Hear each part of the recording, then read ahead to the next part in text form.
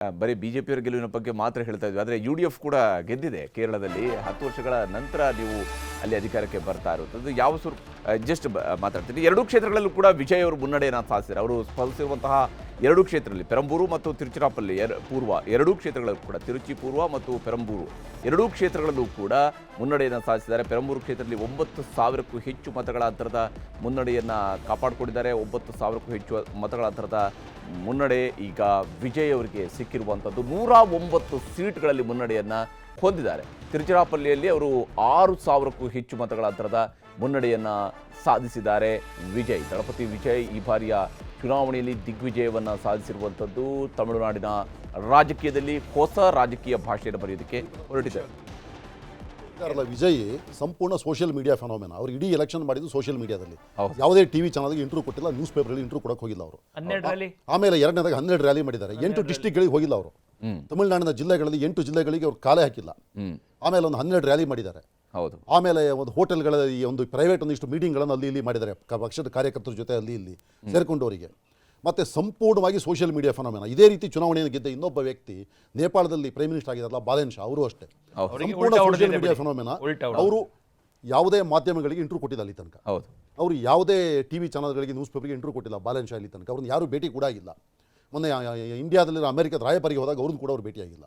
ಅವ್ರನ್ನ ವಾಪಸ್ ಕಳಿಸಿದ್ದಾರೆ. ಒಂದು ವಿಷಯ ಹೇಳಬೇಕು ಅಂತ ಬರ್ತೀನಿ ಸಾಯಿನಿ ಘೋಷ್ ಅಂತೇಳಿ ಆಕೆ ಒಂದ್ ನಿಮಿಷ ಡಿಸೋಜಾ. ಸಾಯಿನಿ ಘೋಷ್ ಅವರು ಯಾವ ನಾಡು ದುರ್ಗೆ ಸರಸ್ವತಿ ಅಂತೆಲ್ಲ ಇಂಪಾರ್ಟೆನ್ಸ್ ಕೊಟ್ಟಂತ ಜಾಗದೊಳಗಡೆ ಆಕೆ ಎದ್ದು ಕೂಡಲೇ ಈ ಭಾಗದಲ್ಲಿ ನಾವು ಕಾಬಾ ಮತ್ತೆ ಇದನ್ನು ನೋಡಬೇಕು ಅಂತ ಹಾಡು ಹೇಳ್ತಿದ್ಲು ಆಕೆ. ಇಲ್ಲ, ಅದು ಒಂದ್ಸಲ ಅದರ ವಿಚಾರ ಬಗ್ಗೆ ಚರ್ಚೆ ಮಾಡ್ತಾ ನಾನು ಯಾವುದೇ ಇಂಡಿವಿಜುವಲ್ ಬಗ್ಗೆ ಮಾತಾಡಕ್ಕೆ ಹೋಗೋದಿಲ್ಲ. ಆದರೆ ಅದರ ವಿಚಾರಕ್ಕೆ ಮಾತಾಡಕ್ಕೆ ಹೋದಾಗ ಭಾಳಷ್ಟು ವಿಷಯಗಳಲ್ಲೂ ಮತ್ತೆ ಬರುತ್ತೆ.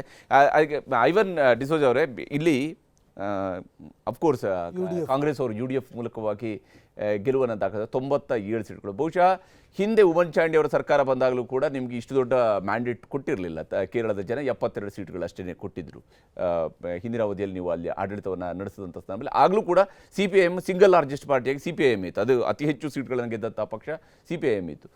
ಈ ಬಾರಿ 96 ಸೀಟು 97 ಸೀಟ್ಗಳಲ್ಲಿ ನಿಮ್ಮ ಮುನ್ನಡೆ ಕಾಣ್ತಾ ಇದೆ. ಏನು ಕೆಲಸ ಮಾಡಿದೆ? ಯಾಕಂದರೆ ಇಂಡಿಯಾ ಮೈತ್ರಿಕೂಟದ ಒಳಗಡೆ ಇರುವಂಥ ಎರಡೂ ಬಣಗಳು ಇಲ್ಲಿ ಬಂದಾಗ ಎರಡು ಬೇರೆ ಬೇರೆ ಬಣಗಳಾಗಿ ನೀವು ವಿಂಗಡಣೆಗೊಳ್ಳುವಂಥ LDF UDFಗಳು ಹೆಂಗೆ ನಡೀತು ಫೈಟ್? ಯಾವ ಸ್ವರೂಪದಲ್ಲಿ ಏನು ಕೆಲಸ ಮಾಡಿದೆ? ಪಿಣರಾಯಿ ಅವರು ಯಾವ ಕಾರಣಕ್ಕೆ ಸೋತಿದ್ದಾರೆ? ಈ ಸಲ ಅಧಿಕಾರಕ್ಕೆ ನಾವು ಬಂದಿರತಕ್ಕಂಥದ್ದು ಆಕಸ್ಮಿಕ ಅಲ್ಲ. ಕಳೆದ ಬಾರಿಯೇ ನಾವು ಬರಬೇಕಾಗಿತ್ತು ಅಧಿಕಾರ. ನಾನು ಅಲ್ಲಿ AC ಸೆಕ್ರೆಟರಿಯಾಗಿ ಇನ್ಚಾರ್ಜ್ ಇದ್ದೆ. ಕೋವಿಡ್ ಪೀರಿಯಡ್ನಲ್ಲಿ ಭಾಳ ಚೆನ್ನಾಗಿ ಕೆಲಸವನ್ನು ನಿರ್ವಹಣೆ ಮಾಡಿದರು. ಇವತ್ತು ಶೈಲಜಾ ಮೇಡಮ್ ಅವರು ಸೋತಿದ್ದಾರೆ ಪರಬೂರಲ್ಲಿ. ಆದರೆ ಅವರು ಚೆನ್ನಾಗಿ ಕೆಲಸ ಮಾಡಿದರು ಎಂಬ ಕಾರಣಕ್ಕಾಗಿ ಅಧಿಕಾರಕ್ಕೆ ಪುನರ್ವರ್ತನೆ ಆಯಿತು.